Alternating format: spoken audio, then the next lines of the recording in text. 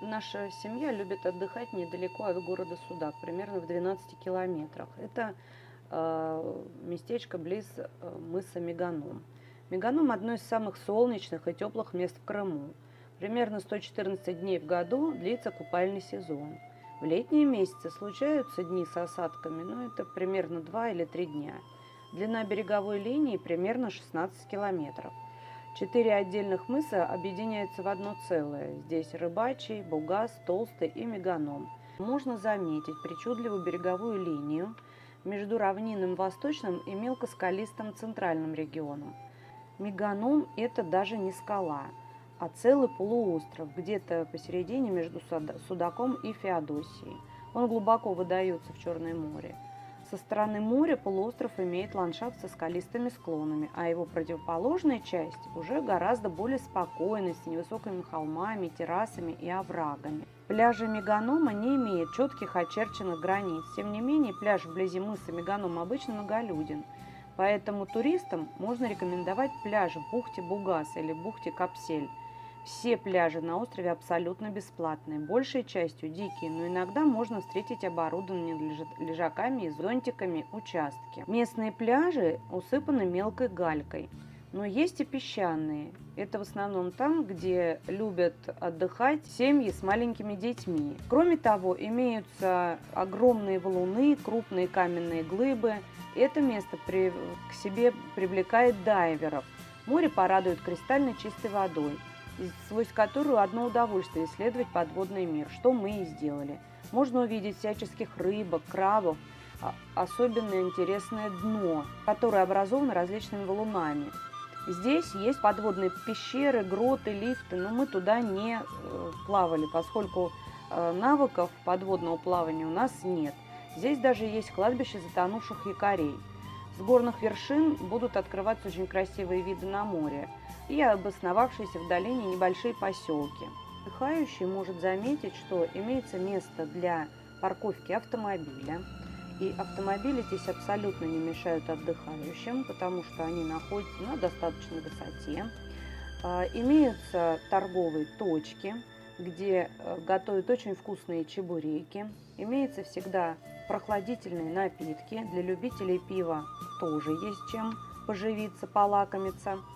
Имеется туалет, правда он платный. Имеется душ, тоже платный. Достаточно хорошо оборудован пляж. Имеются лежаки, над которыми растянут тент. Места недорогие, то есть один лежак на 4 часа можно взять в пределах 200 рублей на человека.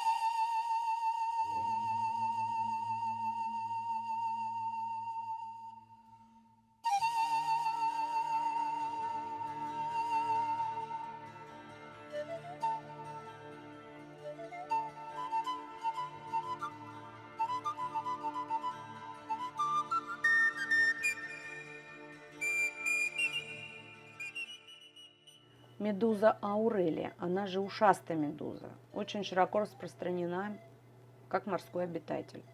Она может выдерживать значительные колебания температуры, солености воды, поэтому встречается как в тропических морях, так же и в холодных арктических морях.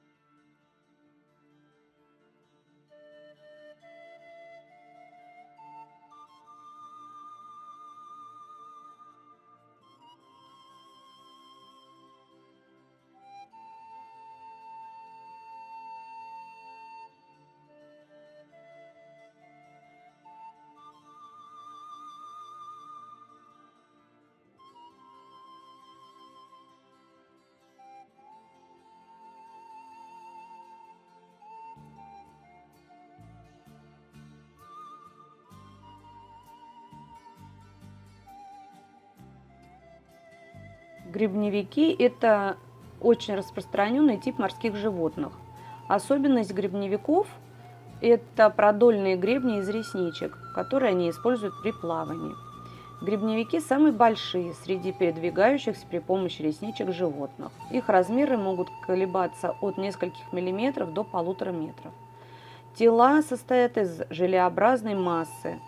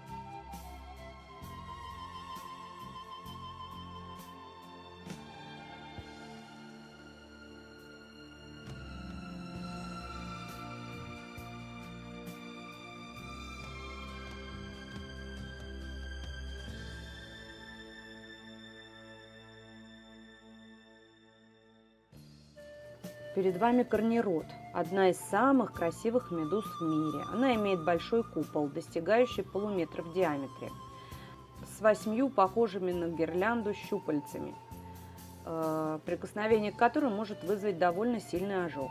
Корнирод – это хищница, она питается червячками, рачками, мальками различных рыб.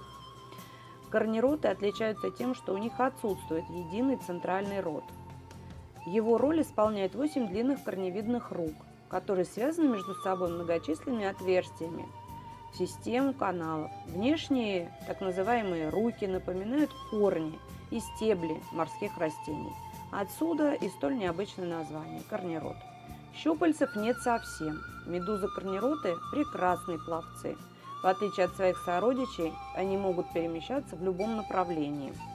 Прикосновение к щупальцам вызывает ощущение сильного жжения. Крупные экземпляры зачастую оставляют на теле воспаленные следы размером примерно с тарелку. Кожа краснеет, опухает, болит, и это может продолжаться несколько часов. Если не знаете, как поведет ваш организм в этом случае при встрече с медузой, лучше ее не трогать. Это во-первых. А во-вторых, если уж так случилось, то нужно принять что-то от аллергии.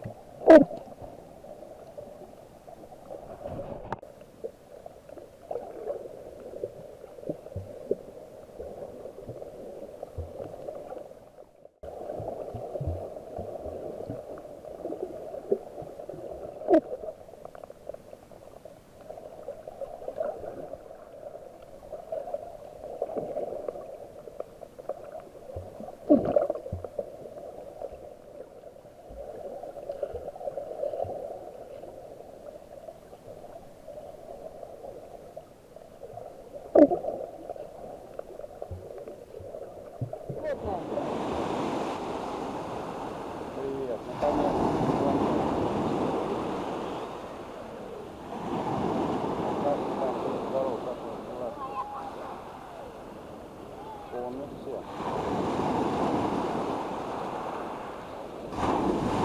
Что там беда, человек выжил.